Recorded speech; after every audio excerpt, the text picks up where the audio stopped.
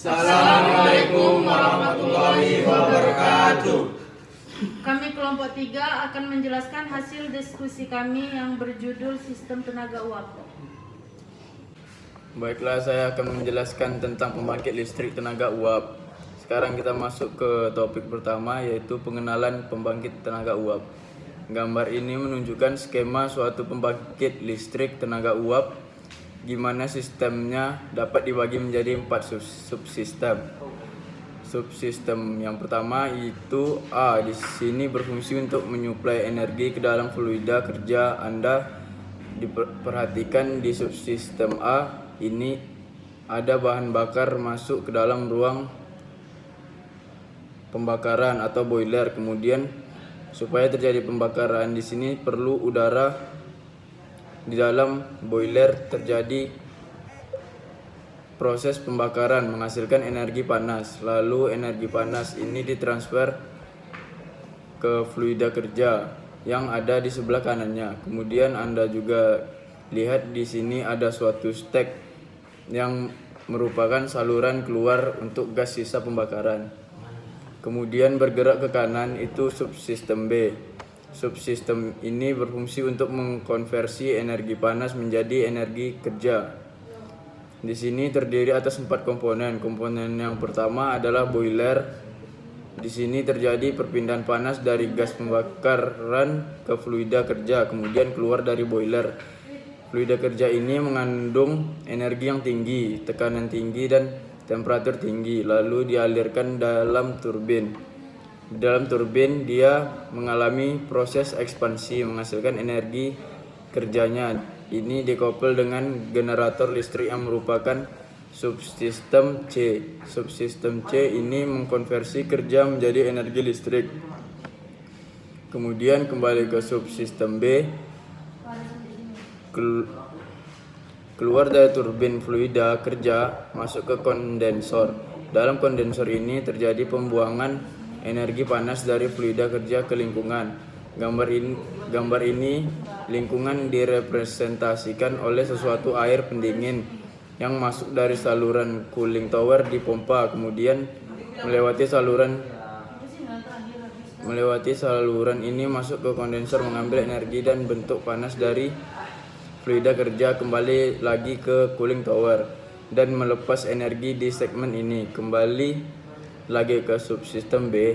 Keluar dari kondensor, fluida kerja ini masuk ke pompa. Di pompa tekanannya dinaikkan lalu dialirkan kembali ke boiler untuk melakukan suatu siklus termodinamika. Basis dari siklus termodinamika di subsistem ini adalah siklus Rankine. Selanjutnya akan dilanjutkan oleh Febri Wahyudi. Kemudian terakhir itu di subsistem D, di mana di sini terjadi transfer energi dalam bentuk panas ke komponen cooling tower ke lingkungan. Dalam hal ini bisa dalam bentuk kolam air, mungkin di danau atau di laut. Ini adalah contoh suatu pembangkit listrik tenaga uap dengan bahan bakar dari fosil, minyak, diesel, gas alam. Kemudian sistem berikutnya ini persis sama dengan sistem yang sebelumnya, kecuali untuk penyuplai energinya kalau sebelumnya menggunakan bahan bakar dari fosil. Di sini suplai energinya berasal dari suatu reaktor nuklir ya.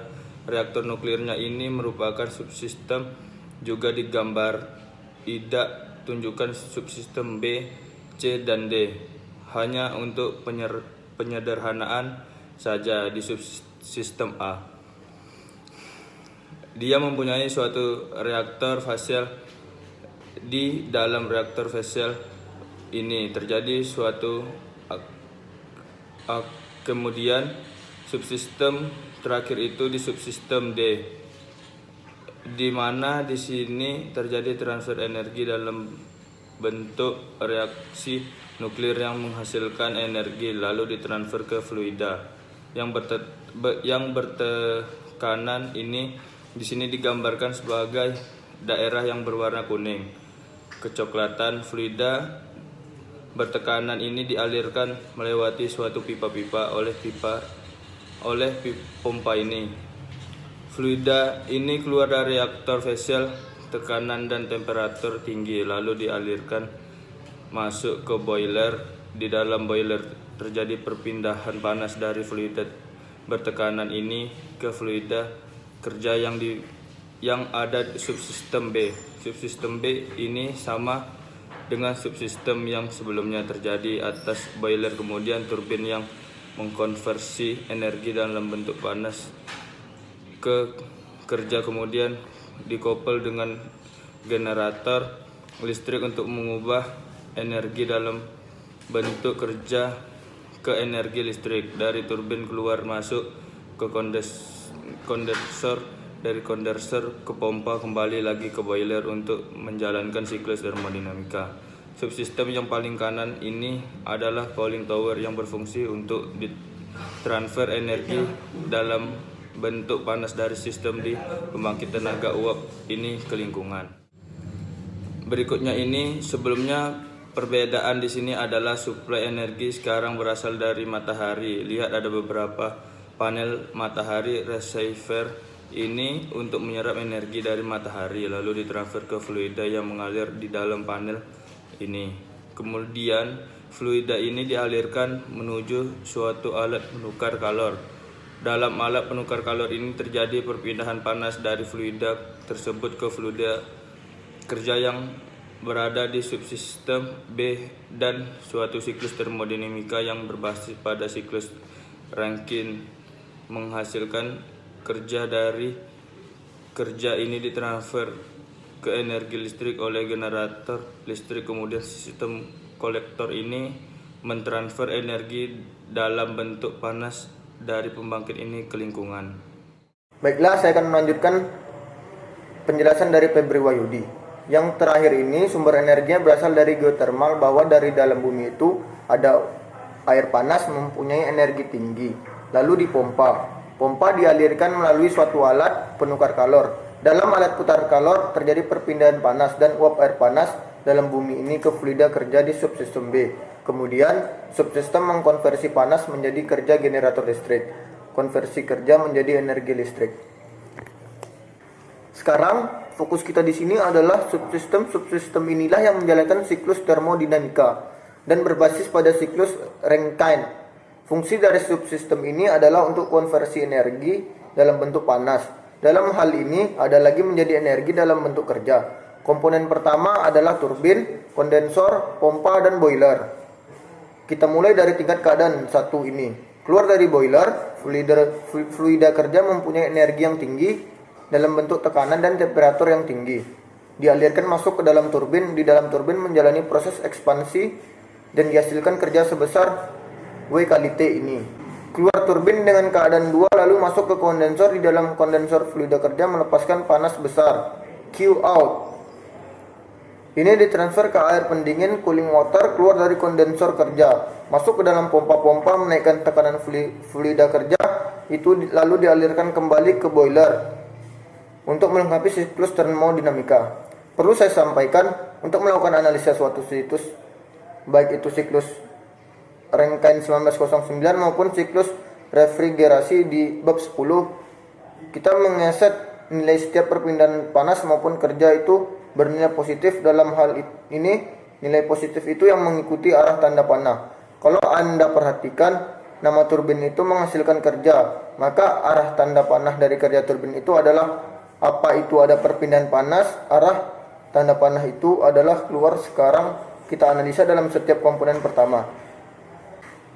Kita mulai dari, kalau kita tuliskan persamaan kelestarian energi secara lengkap, kita mendapatkan persamaan ini, maka suku di sebelah kiri adalah 0. Kita juga bisa asumsikan bahwa tidak ada perpindahan panas di dalam turbin, sehingga KI dots ini 0. Kita juga bisa asumsikan tidak ada perubahan energi kinetik, tidak ada juga dengan energi potensial, sehingga kita bisa sederhanakan persamaan ini didapatlah persamaan 8Y1. Persamaan ini menyatakan gaya yang dihasilkan itu sama dengan 1 gram gas H2. Kemudian untuk proses dalam kondensor kita bisa lakukan proses sama dengan yang kita lakukan itu. Akan kita dapatkan persamaan 8.2 Sama dengan kita mendapatkan persamaan 8.3. Kalau Anda perhatikan, di sini kerja yang diperlukan pompa itu adalah 4 sampai 3 ibu positif. Tinggal di sini supaya kerja pompa itu positif, kita menggunakan persamaan 8.3 bahwa kerja pompa itu adalah 4 sampai 4.3. Kemudian ditambah atau kettle itu sama dengan H1 sampai dengan 4 persamaan 8 menit. Baiklah, saya akan melanjutkan penjelasan dari Muhammad Faris. Sekarang mari kita lihat parameter-parameter untuk kerja dari sistem tenaga uap. Pertama adalah efisiensi. Efisiensi ini didefinisikan sebagai rasio dari apa yang memberikan manfaat bagi kita dibagi dengan apa yang kita bayar yang memberi manfaat buat kita. Tentunya adalah kerja yang dihasilkan turbin, tentu harus dikurangi dulu dengan kerja yang dibutuhkan oleh pompa ini, W kali P. Jika kalau Anda lihat persamaan 8,5 ini, suku pembilangnya adalah kerja net atau tidak kerja turbin kurangi kerja pompa dengan yang kita bayar. Kita juga bisa formulasikan untuk nilai-nilai dari sebelah kanan ini. Versi lain dari efisiensi ini bisa kita dapat dengan mengganti suku kerja net ini. Dengan formula ini, Queen ini bisa kita dapat dengan menggantikan suku kerja ini. Queen code ini bisa dapat kalau kita terapkan persamaan kelestarian energi bahwa kerja net atau kerja bersih dapat sama dengan lin minus out, sehingga kalau kita turunkan dalam bentuk nilai-nilai entalpi kita dapat persamaan 5B. Berikutnya itu adalah atau disebut sebagai laju panas. Ini didefinisikan sebagai panas yang diperlukan persatuan daya parameter yang 3 itu. Disebut sebagai backward ratio atau BWR. Disebut juga rasio kerja kembali BWR. Ini definisikan rasio dari kerja pompa dibagi dengan kerja dari turbin. Kalau kita formulasikan dalam bentuk nilai-nilai Atlee, kita bisa mendapatkan persamaan ini. Baiklah, saya akan melanjutkan penjelasan Darwin Manulu. Sekarang mari kita tinjau siklus Rankine ideal. Yang siklus Rankine ideal ini digambarkan dalam diagram TS seperti ditunjukkan di gambar sebelah kanan ini. Pertama dari tingkat keadaan 1, ketika keadaan 2 itu prosesnya proses ekspansi isentropik garis dari titik 1 titik dengan hidrogen pada tingkat ada 2. Di sini dari 1 ke 2 itu ekspansi isentropik dari uap jenuhnya. Lihat ini. 1. Di garis uap jenuhnya menuju ke tingkat keadaan 2 pada tekanan kondensor ini. Kemudian proses 2 ke 2 ini perpindahan panas dari fluida kerja saat melalui kondensor pada tekanan konstan yang harusnya mendatar menuju 3 di mana tingkat kedua ini adalah cair jenuh atau sekret inquet. Perhatikan itu terdapat di garis cair jenuh ini. Kemudian proses dari 3 ke 4 itu adalah kompresi isentropik. Garis lurus vertikal ke atas dari 3 ke 4 ini prosesnya di dalam pompa merubah dari tingkat keadaan 3 menuju tingkat keadaan 4. Tingkat keadaan 4 itu adalah fase cari atau kompres liquid. Kemudian proses part ke 1 itu adalah perpindahan panas ke bisa kerja tingkat keadaan 1. Proses dari 1 ke 2, 3, 4 baik lagi dengan kondisi titik-titik seperti dengan diagram TS ini merupakan siklus Rankine ideal. Berikutnya kita akan melihat siklus Rankine yang tidak ideal. Kita lihat persamaan lain untuk pompa sebab 6 itu telah ditunjukkan bahwa kerja di dalam pompa atau kompresor yang menjalani proses reversible internal bisa diformulasikan sebagai integral P kali dP yang ditulis. Tunjukkan lagi persamaan 8.7a. Baiklah, sekian penjelasan dari kelompok kami akhiri. Wassalamualaikum warahmatullahi wabarakatuh.